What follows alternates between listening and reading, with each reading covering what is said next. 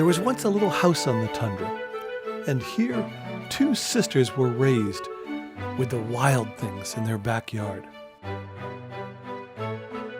I remember one time when I was probably about 8 years old, I was outside and I yelled bear at the top of my lungs and I got in big trouble. I got a very stern talking to about that because bears have always been a very serious part of our lives, just as far as you don't joke around about where the bears are. Like never cry wolf, I guess. Yeah. Right, never so the cry girl who bear. cried bear. Yes, Yeah. I remember my dad being quite stern that day. They were brought up here, and instead of puppies, they had polar bears in the yard. And instead of TV or video games, they swam with the belugas, watched the northern lights, and chased Arctic hare and six-six. A couple of times when I've told people that we work with polar bears or that we do polar bear tours, they say, oh, so you go out on the boats or you see them do you view through binoculars and that sort of thing. And I say, well, no, they come up to the windows. Multiple times in my life, I have wiped polar bear snot off the window. If that kind of like lets you know how the work life goes for me. I had a mother and 3 kois covered the ears, the really small ones.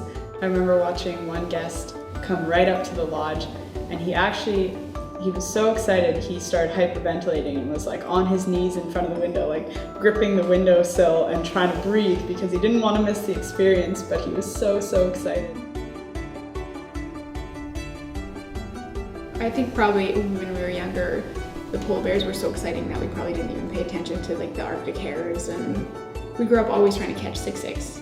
That was a big deal. We used to feed the six-six all the time out of our hands.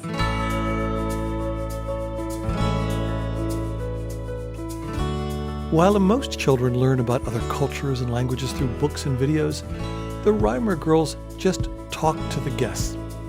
The world came to them, and every week they had new visitors from all the meridians of the world who shared the lingua franca of adventure and wildlife.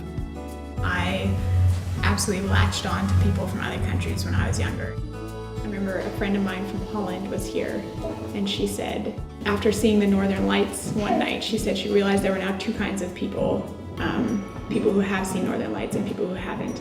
And that just seems to be the general air around here, you know, if you have seen the polar bears right up by the window, or if you have come face to face with a beluga, or if you've watched the Northern Lights, and for people to be able to share and say, like, did you see that? Can I see your pictures? It makes a very special experience for them.